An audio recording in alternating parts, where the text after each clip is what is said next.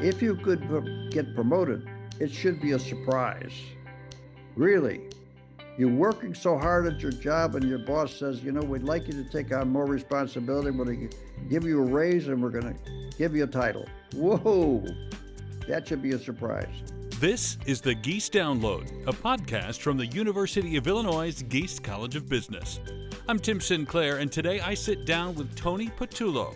Tony is a 1961 graduate of Gies College of Business. He spent 3 years as a U.S. Navy officer and 5 years with Mobil Corporation before founding Olston Staffing Services, a successful temporary help firm in Milwaukee, Wisconsin. And he has spent the past 4 decades paying that success forward to future generations of Illini grads with sizable donations, endowments, and scholarships. And today, he's just as passionate as he ever was. Tony, when you meet someone that maybe doesn't know you or you haven't met before, and they ask you what you do, what do you tell them? Well, sometimes I surprise the younger people when I do some mentoring, and I say, well, I'm working a lot in answer to their question, and I say, but I don't make any money. So, and then I go on to explain.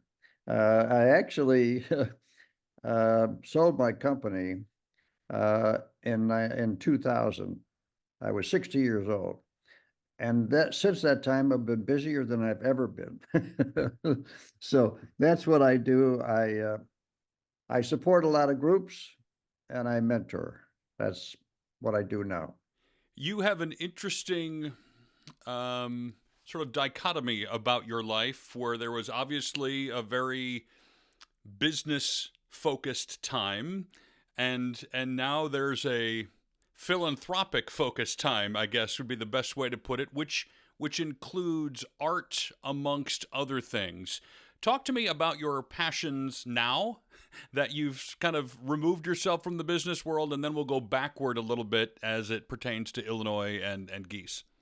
Beginning in when I sold my company, I started a family foundation, and I did well with the company. So I've never been one to really strive at building a big net worth. However, I do enjoy the stock market.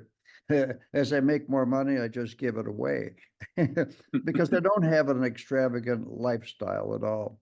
But from the foundation, then I began to give to Illinois a first big one.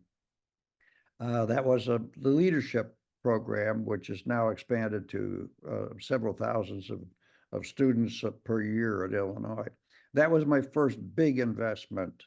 But from there, I eventually went on to mentoring, no charge for anybody.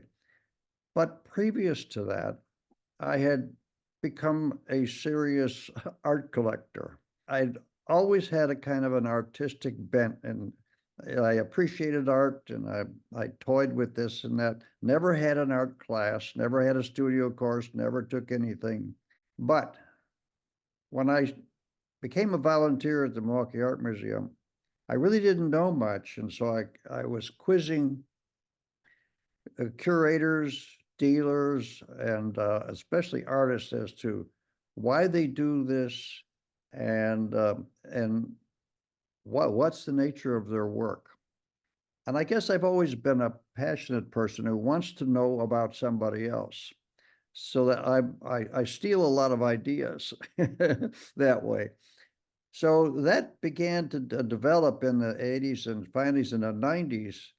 I really was on a tear, building a self-taught collection, 2/3 European and 1/3 American. And my total art collecting is 700 to 800 pieces. Museum quality, probably about 500. And by 1990s, we had been in some major museums, and my collection began to get recognition.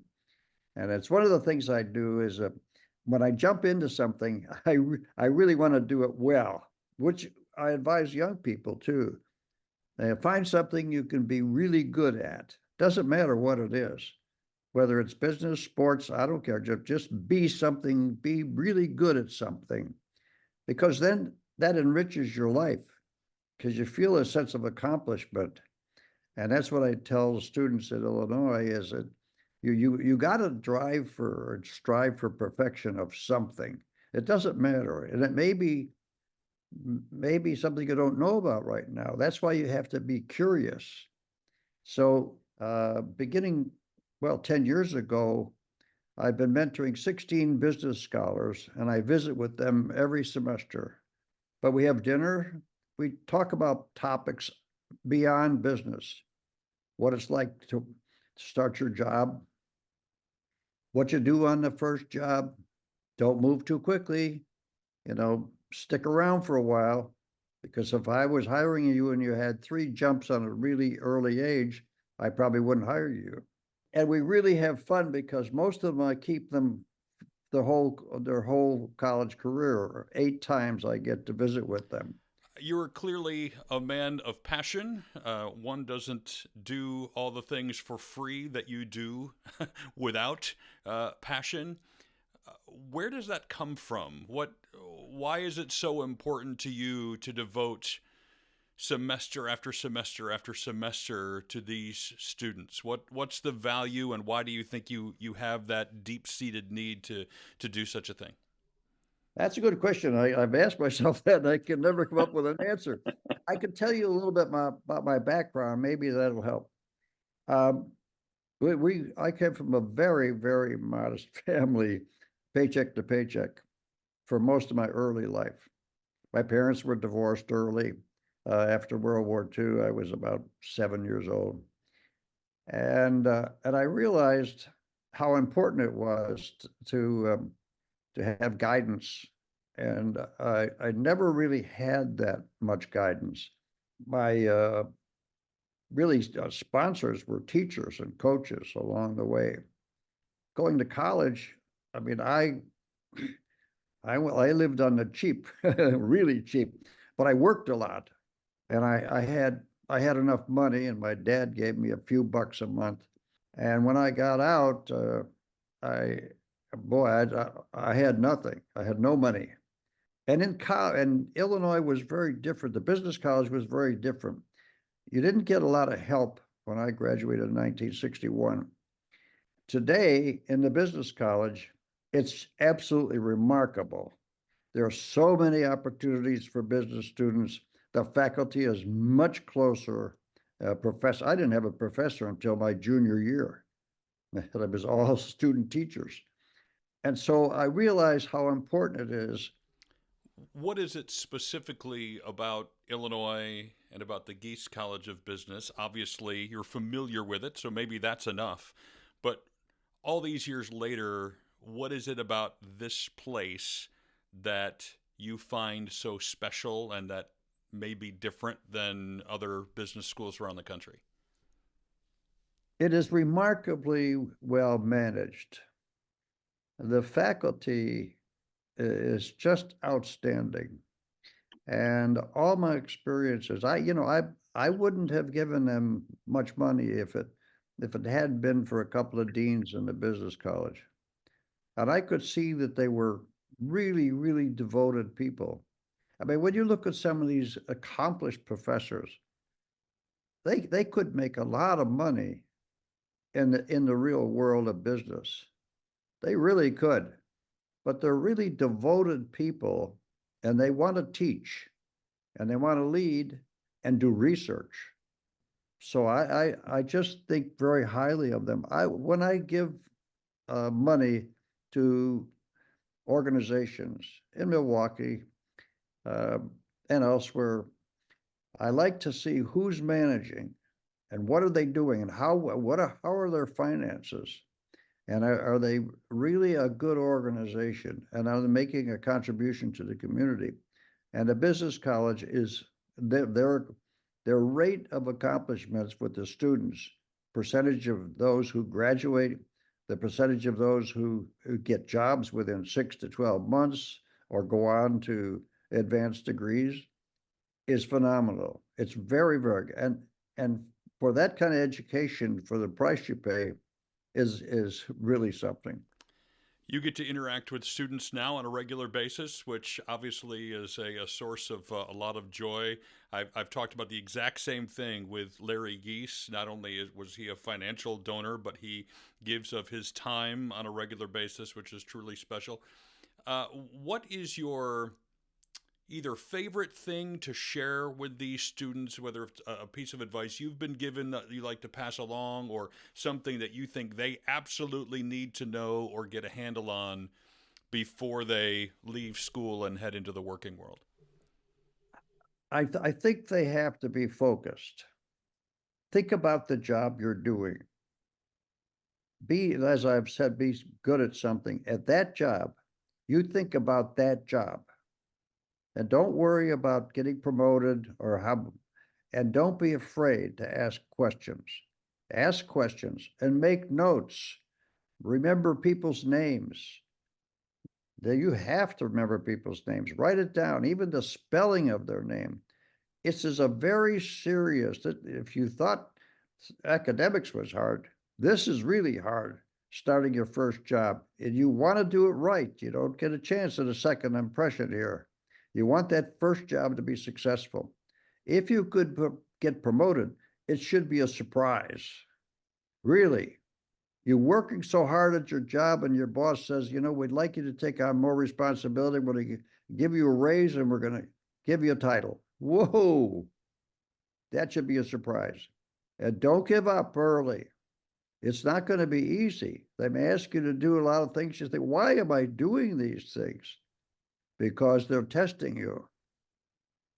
When I started my first job at Mobile Corporation, I did some ridiculous things at the direction of bosses.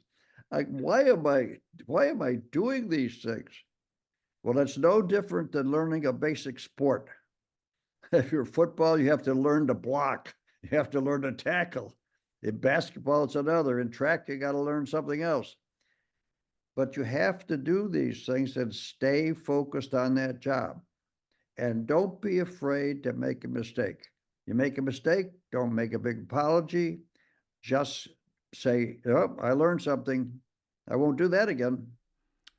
I had a boss early on in my career who I did morning radio, and I was producing his show, and I had to be there at 4 a.m. downtown Chicago. And 6 months in, maybe less, I woke up to the phone at 5 a.m. of them saying, "Where are you?" And my drive to work that day and the entire shift, I was scared to death that I was going to get fired. And my boss called me into his office afterward. He was a mentor of mine and said, one time, two times can be an accident or mistake. You don't get fired for accidents or mistakes. Three times or more is a trend. You can get fired for trends. And I have never forgotten that. And he is one who I consider to be a mentor of mine.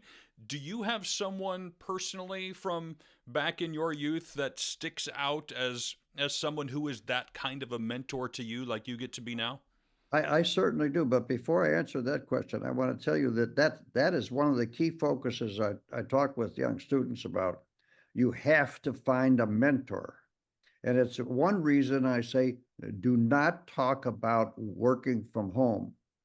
Your job is to get in the office. If you're working from home, you can't you can't understand the culture of the company.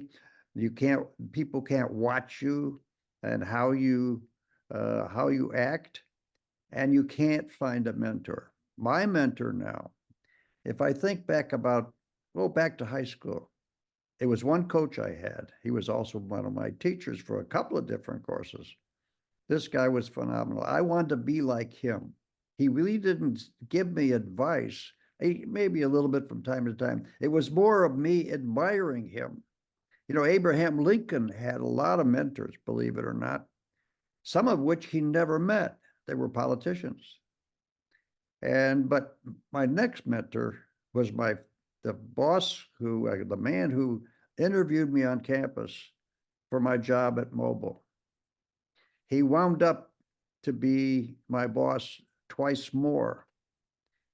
And he wrote to me over 3 years while I was in the Navy and then went back with Mobile.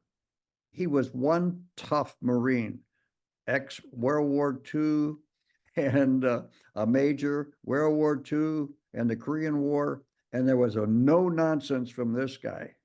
No nonsense. Tough guy. Great mentor. Do you have anything that sticks out to you from your time at Illinois? Maybe it's just a funny story or a memory. Maybe it's a class you took, or something when you think back to when you were on campus as a student that that you want to share. Yeah. Um, and in high school, I was athlete. I was pretty good at football. Um, but I also sang in a choir for 4 years.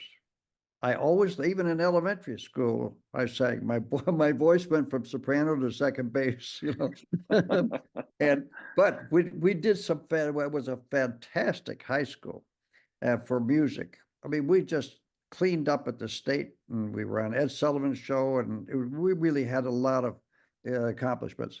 So I knew I wanted to go to Illinois, and my choir director had also been the director of the Illinois Glee Club, men's Glee Club. So I was, with my own money, I had been gone to Europe when I was 17 after high school. After I got back, I went down to the music department and said, I'm here for Glee Club tryouts. And the secretary said, well, we've already had them. Talk about crushed. I was absolutely crushed. I didn't know what to do. And so I just kept talking to her. And finally, Professor Decker came out of his office and he said, who sent you? And I said, Director Jay Howell. He said, come in here. And he sat down at the piano and he said, sing this. And I did it. He said, 6:30 Tuesday. Well done. You must have impressed him. That was the start of my Illinois career. And I was in the Glee Club for 4 years. I talk about passion. I never missed a concert. I never missed a rehearsal. We rehearsed every Tuesday, Thursday, 6:30 to 8, and I never missed it. I was an officer early on, and last year I was president of the Glee Club. I like to tell people ask me semi-frequently about my career and how to get into my job and how to find success, etc. And I always say to try to find the center of skill, opportunity, and passion. Where those line up is where you're going to have success. And it sounds like whether not, maybe not thinking through it in those terms, that's sort of the path you've been able to follow throughout your life. I like your skill and opportunity because it's exactly what I say. Excellence and opportunity, because that's what I give money to. I want excellence, and I want people to have an opportunity and take advantage of it. We're goals are aligned on that one. And the reason I add passion is because I think excellence can only be incredibly excellent when there's passion involved. No one is going to be willing to give the time or the energy or the money or make the sacrifices to be as excellent as they can be unless they're also passionate about what that thing is. No question. No question. I've been a part of some groups that have a lot of senior executives who have retired. Those that don't have a passion outside of business, they're still on boards because they were so important, are dull, dull people. They really are. I want a guy who, well, what do you do? I said, oh, I still collect stamps. I go everywhere. I go to a stamp authority, but I'm really good at it. That's passion. The only thing I miss about business right now is the camaraderie of my staff. That's it. That I don't miss any other part of it. Although I was very good at it, what I miss is the people. That's something that young people and anybody of any age don't miss, that human connection. If you have it, stick with it, and don't be doing just emails and texts and the people want to hear from you. They want to see you. It's particularly relevant for students today because they're so dependent on that phone and computer. And you can't do that. You got to be face to face with people. You're learning. You can't learn to be with people if you're not practicing. And a lot of students who are in college right now spent up to 2 years of their high school careers at home behind a computer because of COVID. And I'm sure we are going to see the effects of that moving forward for at least a few years. I think so, and it's a danger for everyone. You're spending too much time on that phone and social media. I mean, I have friends my age are on social media. What do you do on that social media? You don't have an Instagram account? I don't even know how to get on it. It's probably better that way. It's probably better that way. Well, hey, let's wrap up with a passion question. I want to know about your favorite piece of art. Now, maybe that's like choosing a favorite child. I don't know, but tell me about a piece of art that is in your collection that you have an extra special passion for. Yeah, you're right about about the children. I got 500 of them. One particular piece. Um, My principal dealer was in a small town in southern England in battle, where William fought Harold in 1066 in battle. And I met Alex maybe 8, 10 years before that. And Alex called me one day from England, and he said, I'm holding a Sotheby's catalog with a folk art collection, and it's going to be in New York on this day. And on the cover is Bill Traylor's Brown Mule. Now, Bill Traylor was born into slavery, and he would sit outside of a funeral home and draw pictures of animals he saw on the farm as a slave, and then abolition and what was going on in Montgomery. Well, it was happening on a Saturday, and I was having an all-staff meeting when it was going on. I couldn't be on the phone. I couldn't be in New York, so I put a blind bid in. And I got it with the blind bid. That was the first really important piece I put in my collection. And if I had to choose one, I'd say the Brown Mule is it. Well, Tony, this has been a fascinating discussion. I can absolutely see why those at Gies call you one of their favorite alumni, and why students come back semester after semester to have you mentor them. Perhaps I should sign up for the same. I'm sure there's a lot I could learn. Well, thank you very much. It's been fun, Tim. Thank you. Be sure to join us for the next Gies Download. In the meantime, you can learn more about the Gies College of Business at giesbusiness.illinois.edu.